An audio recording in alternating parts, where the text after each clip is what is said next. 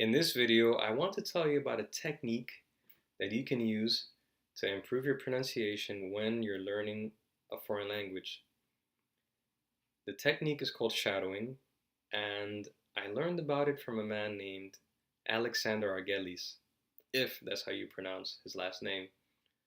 Now, he has learned many languages, and he has a YouTube channel where he tells people about foreign language learning.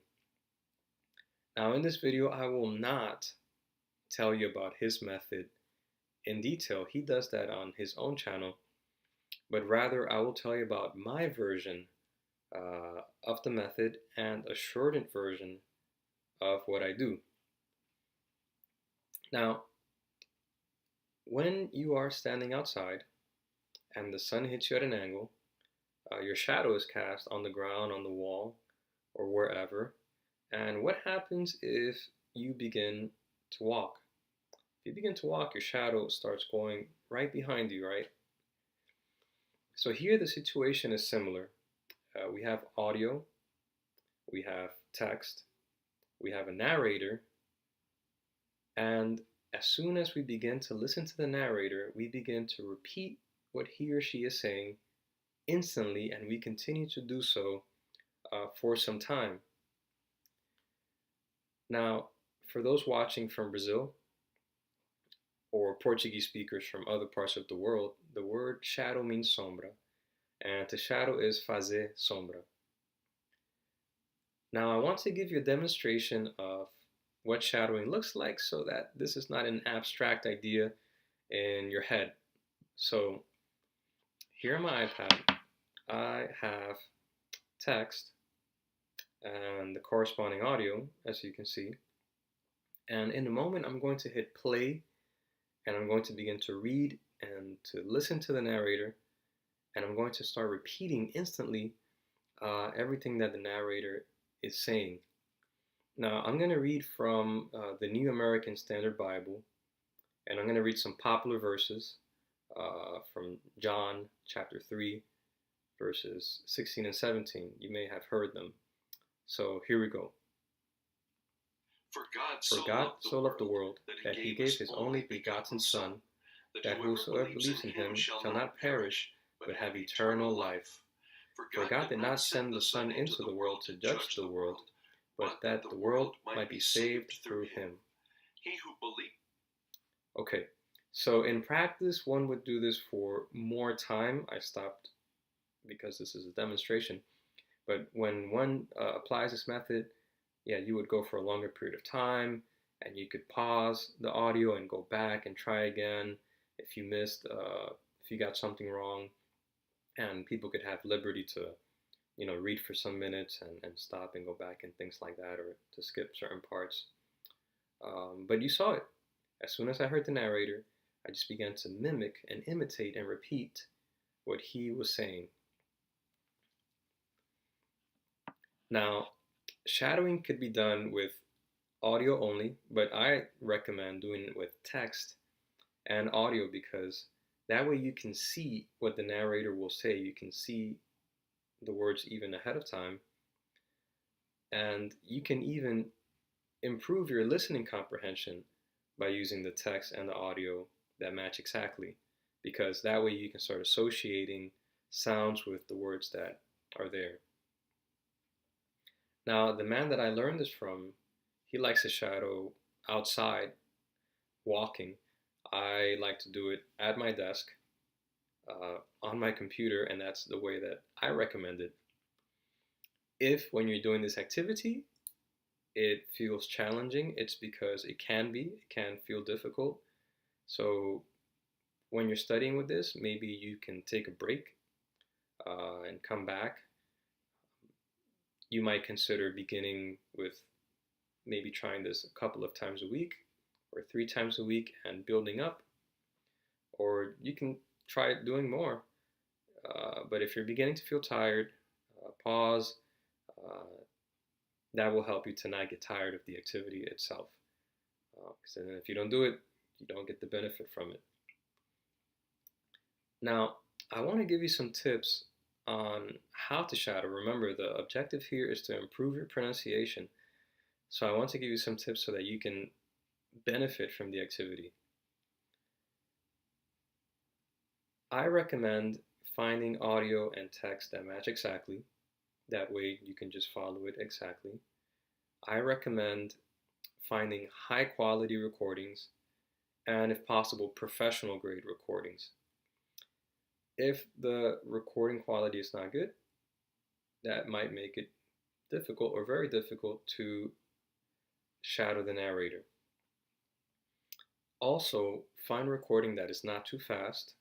If it's too fast, it's going to be hard to follow the narrator. And also try to find narration where the speaker speaks clearly, they have a clear enunciation, clear diction, and narrators that go at an even and a steady speed or pace. Because if somebody speaks slow, then they start speaking quickly, then they stop all of a sudden, then it's going to be hard to follow that person. You want, like the man I was listening to in the New American Standard Bible, he has a steady speed. He speaks very clearly, so that's good narration to practice shadowing.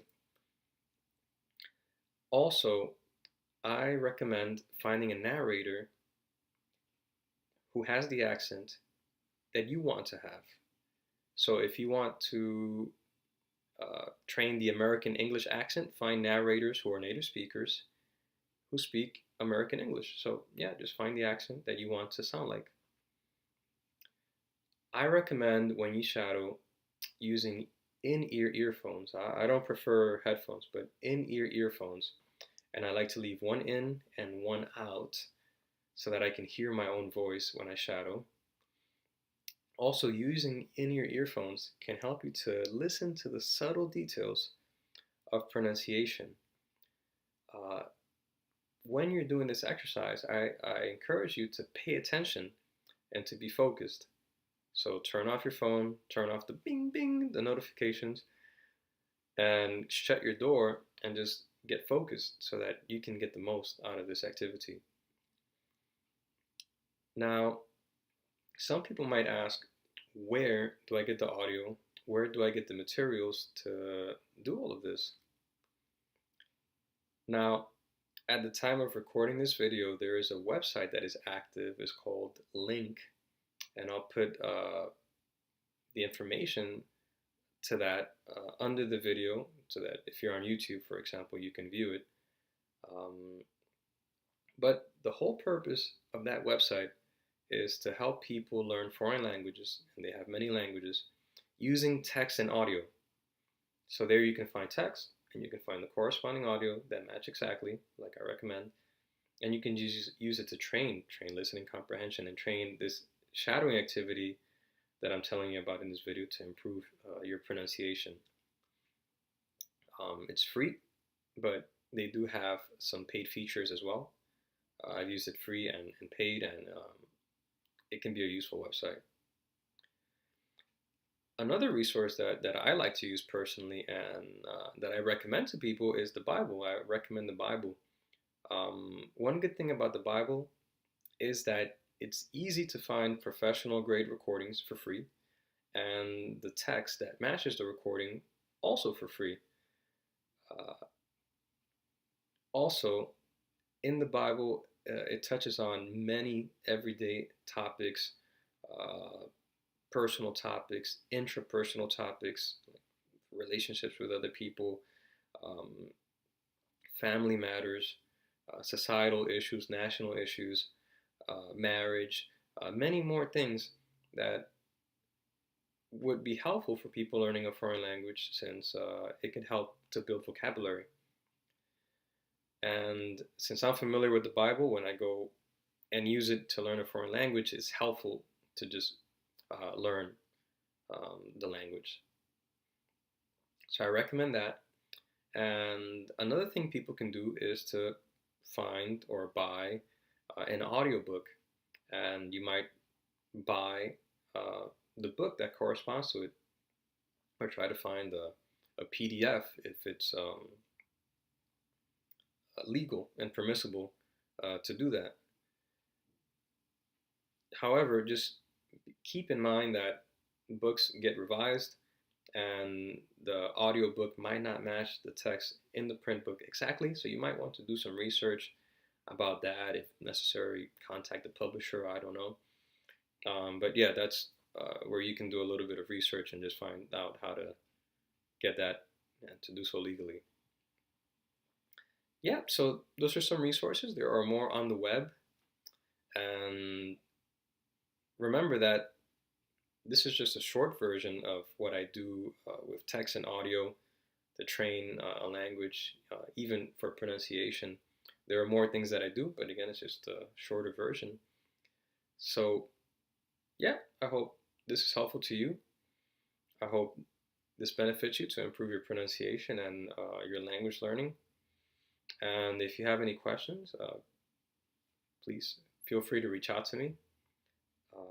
So thank you so much and have fun studying. Thanks.